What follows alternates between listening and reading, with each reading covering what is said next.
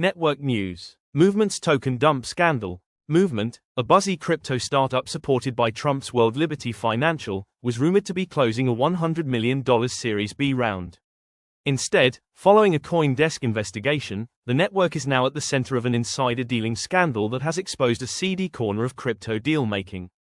Movement Labs is investigating whether it was misled into signing a market-making agreement that granted an obscure middleman control over 66 million Move tokens, triggering a $38 million sell-off after the token's debut.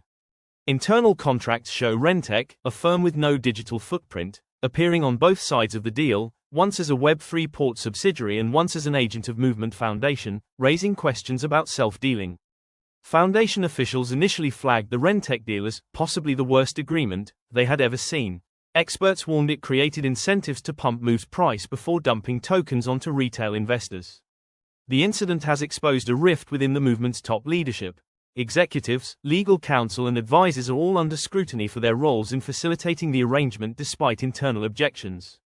Sam Kessler read more. ETH proposal aims to raise gas limit ceiling. Ethereum Foundation researcher Dankrad Feist filed EIP 9698, a plan to let the blockchain's gas limit grow on autopilot over the next 4 years. The EIP introduces a deterministic, exponential, schedule baked into client defaults, which nudges the gas limit upward by a tiny preset amount every epoch. These predictable gas limit increases allow current validators to keep their machines up to speed, cutting the need for sudden upgrades. If approved and implemented, the gas limit ceiling would climb from 36 million units to roughly 3.6 billion, allowing an estimated 6,000 simple transfers per block and over 2,000 transactions per second, TPS. Ethereum's current TPS is around 15 to 20 TPS. Sharia malware read more. Bitcoin blockchain data debates reignites as developers weigh data limits. Bitcoin developers are again at odds over how the world's oldest and largest blockchain should handle storing information on-chain, with a proposal to relax long-standing limits on the size of data held sparking fierce debate reminiscent of 2023's battles over Ordinals. The blockchain's op_return feature allows people to attach a small piece of extra data to a transaction. It is often used for things like notes, timestamps, or digital records. The proposed change would remove the 80-byte cap on such data, a limit originally designed to discourage spam and preserve the blockchain's financial integrity.